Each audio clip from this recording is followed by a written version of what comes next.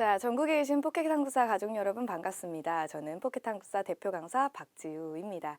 자, 우리는요, 이제 영화 1987의 해설강에서 다시 한번 만나게 되었습니다. 자, 2017년도 12월 말을 뜨겁게 달군 영화였죠. 자, 이 영화에 대해서 간략하게 우리가 배경사건에 대해서 한번 짚고 넘어가 보도록 하겠습니다. 자, 영화 1987을 이해하시기 위해서는요, 우리가 그때 당시의 집권자와 그때 당시의 헌법을 조금 이해하시면 좀 쉬울 것 같은데요. 당시에 이제 시대는요, 군부 독재 시절로 1980년대 전두환 대통령이 집권하던 시기가 되겠습니다. 자, 이 당시에 전두환 대통령은요, 기존에 있었던 우리가 유신헌법이라고 들어보셨죠. 자, 유신헌법이라고 했던 7차 개헌의 내용을 한번 바꾸어서 8차 헌법으로 바꾸게 됩니다. 8차 개헌을 하게 되는데요.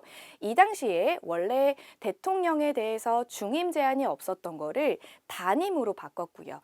대통령의 임기는 6년에서 7년으로 바꾸고 똑같이 간선제를 유지하게 됩니다. 즉, 지금 이 대통령 같은 경우는요, 한 번 당선이 되면 그 다음번에는 출마를 할 수가 없는 이제 단임제의 상황이었던 것이죠. 자, 이 8차 개헌이 된 헌법 상황에서 12대 대통령으로 전두환 대통령이 당선이 되게 됩니다. 자, 그렇다면 이 전두환 대통령은 81년부터 88년까지의 임기를 가지게 될 거고요. 그렇다면 88년 이후에 이제 13대 대선에서 이 전두환 대통령은 당연히 출마를 할 수가 없게 되는 상황이 되겠죠. 자, 그런데 문제는 여기서 발생합니다. 여러분들도 보셨겠지만 여기 있는 단임제라는 게 이제 문제의 발단이 되는 것이죠. 아무래도 이 군부 독재 상황에서 정권 연장을 목적으로 하고 있었던 이 민주정의당 같은 경우는요, 차기 대통령 후보로 전두환이 아닌 노태우 후보를 밀기 시작하게 됩니다. 자, 여기서 많은 사람들이 불만에 표출하기 시작을 하게 되는데요. 자, 이러한 배경이 되는 사건에는 아무래도 전두환 정권의 어떤 도덕성이 실추되는 그런 다양한 사건들이 있었을 것입니다. 자, 그런 사건의 대표적인 것이 무엇이었을까요?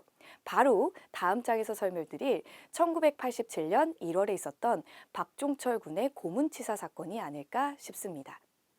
자, 여기 보시는 바와 같이 박종철 군 고문치사 사건은요, 영화 1987의 첫 대목을 알리는 시작의 파트가 되겠습니다. 당시에 이제 운동권 선배였던 박종훈 학생의 행방을 불나고 수사관 6명에게 연행됐던 박종철 학생은요, 그 당시 남영동에 있었던 치안본부 대공분실에 끌려가가지고 10시간이 넘는 물고문을 당하게 됩니다. 이 물고문에 의해서 그는 결국 사망을 하게 되고요. 당황했던 수사관들은 가까이에 있었던 이제 중대병원에 끌어가서 이 학생을 이제 응급조치를 하게 되는데요. 이미 사망한 상태였던 것이죠. 이 수사관들은요, 이 사실을 은폐하기 위해서 이 시신을 빠르게 화장하기를 원했지만, 당시에 이제 그 검사였던, 당직하고 있던 최환 검사는 이 사실이 이 심장마비가 아니라 아무래도 고문에 의한 사망 같다라는 것을 직감하고 시신 화장을 보류시킵니다. 그리고 나중에는 이 시신을 부검하게 되는 상황까지 이루어지는 게 우리 1987의 내용이 되겠습니다. 자, 이때요, 경찰은요, 목격자가 있었기 때문에 어쩔 수 없이 이 상황을 언론에다가 이제 보고를 하게 되는데, 여기서 여러분들이 알게 되는 그 유명한 말이 나오게 됩니다. 경찰은 이 사건을 축소하고 은폐하기 위해서 단순 쇼크사로 이제 말씀을 이제 전하게 되는데요. 탁 하고 치니 억 하고 죽었다. 이게 바로 22살인 박종철 학생이 죽은 이유라고 경찰 측에서 설명한 내용인 것이죠. 여러분들, 지금 상황에 들어서도 그 패기 넘치고 팔팔한 22살의 대학생이 심장마비로 사망하게 되었다는 것이 이해가 가는 대목입니까? 자, 이 당시에 많은 사람들이 의구심이 끊이지 않았고요. 결국 이 시신은 부검을 하게 됩니다. 자, 당시 부검 의사가요, 이 시신은 심장마비로 인한 사망이 아니라 아무래도 물고문에 의한 질식사가 확실하다라고 얘기를 했지만, 경찰 측에서는요, 이것을 반드시 심장마비로 작성하라라고 압박을 넣었고요. 하지만 여기서 뜻을 굽히지 않았던 의사는요, 부검을 했던 의사가 양심 선언을 하면서 이 사실, 우리 박종철 학생이 고문으로 질식사했다는 사실이 언론을 통해 알려지게 됩니다.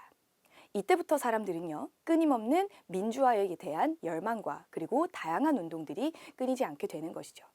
사람들이 민주화 운동을 하면서 어떤 단어들을 외쳤을까요? 고문 정권 물러가라. 그리고 우리는 대통령을 직선으로 뽑고 싶다라고 사람들이 외쳤을 겁니다. 자, 그렇다면 반대로 전두환 정권에서는요, 이렇게 직선제로 개헌이 됐을 때 본인들에게 굉장히 불리한 상황이 전개될 거를 알았기 때문에 우리는 지금의 현행 헌법을 그대로 수호하고 유지할 것이다 라는 발표를 하게 되는데요. 그것이 바로 4.13 호헌 조치가 되겠습니다. 자, 그러면 이 상황에서 국민들의 민주화에 대한 열망은 더욱더 뜨거워지지 않겠습니까? 고문 정권 물러가라. 직선으로 개헌하라. 그리고 호헌을 철폐하라. 이것이 우리 1987의 주된 내용인 6월 민주항쟁이 되겠습니다. 자, 결국은 전두환 정권은요, 국민들의 그 수많은 요구 앞에 결국은 항복을 하게 됩니다. 자, 우리가 항복이라고 하는 것은요, 여기 나와 있는 민주정의당의 차기 대통령 후보였던 노태우 후보가 국민들의 염원인 직선제 개헌 요구를 수용하겠다라고 하는 6.29 민주화 선언을 발표한 데에 있습니다.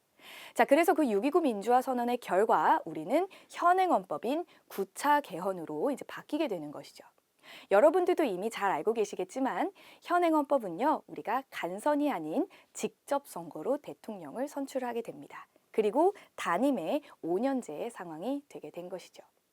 자, 여기서 우리는 알게 됩니다.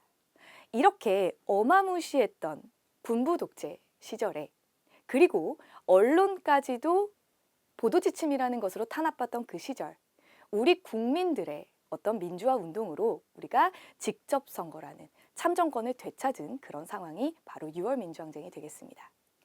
무소불위의 권력도 결국은 국민 앞에서는 무너지게 된다는 그 내용이 바로 1987의 주된 내용이 아닐까 싶습니다. 여러분들도 이 2987이라는 영화를 보시면서 우리 국민들이 가진 힘이 무엇인지에 대해서 다시 한번 생각해 보시는 그런 시간을 가지셨으면 좋겠습니다. 지금까지 포켓 한국사 박지우였습니다.